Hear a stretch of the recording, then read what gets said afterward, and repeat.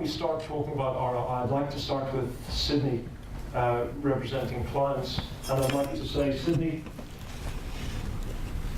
what do you expect from ROI on radio? What's your expectation?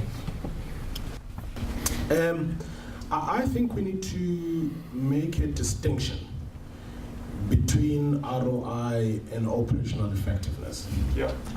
When clients put in a brief through a creative process, I don't know about other companies, but NetBank, our brief template, has two key important aspects.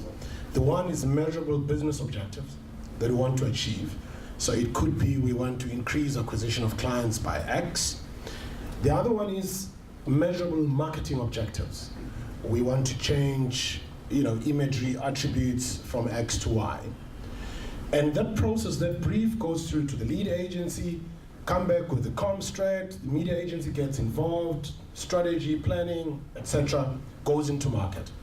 But when that comes back, you realize that the stuff that is covered, for example, by media agencies, would be stuff related to media weights, discounts, actually not tying up to the two aspects that I talked about, which was in the original brief.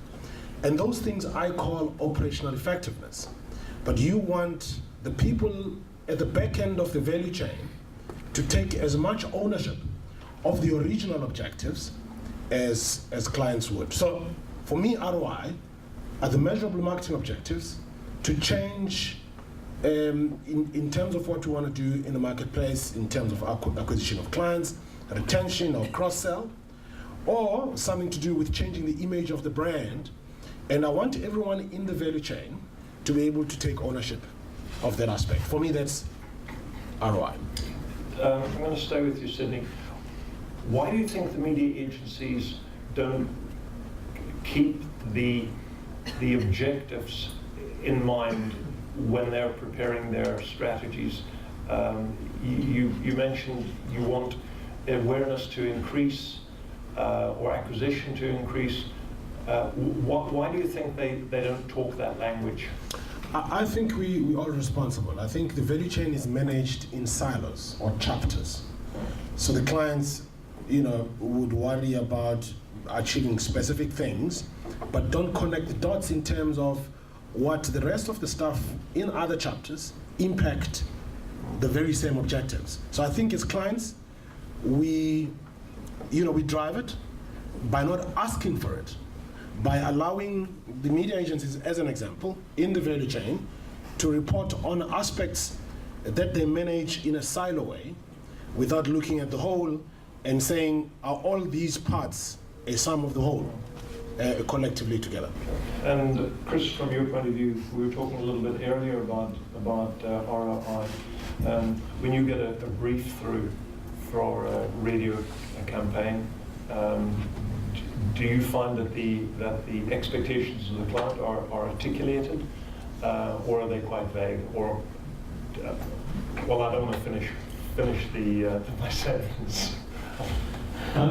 Well, in our briefing templates, we obviously got very specific business objectives, so we know exactly what we want to do and what we want to achieve. But as Tanya said, obviously, there's softer measures of ROI. So, if we do a radio spot for Volkswagen, asking people to fit Volkswagen genuine parts, I'm not sure if I'd necessarily measure that radio spot in terms of how many people went out within the next 4 or 5 weeks and made sure that they got Volkswagen genuine parts. I think that there's a residual effect, a branding effect, a whole bunch of stuff that happens. So,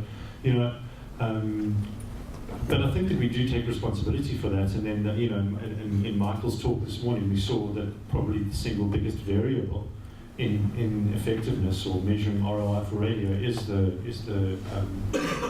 creative portion of that, standout, which I can't emphasize enough. If a spot doesn't put its hand up and make sure that it's listened to, it will be a stranger.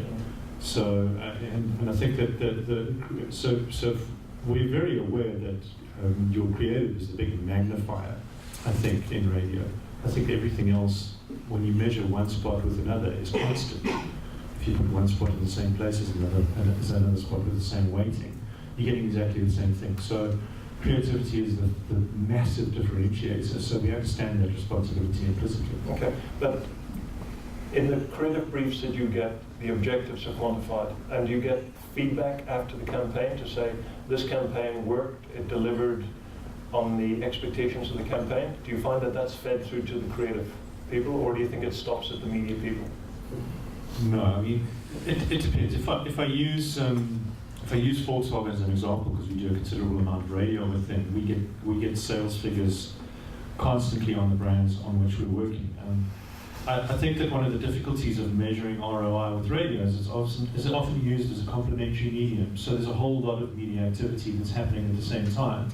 So I think unless you are using radio as in isolation, it's very difficult to quantify the effects of a specific ad, because you probably, certainly in car retail, you're running press at the same time. You might even be running TV. So, you know, isolating the effect of the radio ad specifically is quite difficult. So we would get a kind of composite report back on the campaign. But we don't often get feedback specifically on radio, no.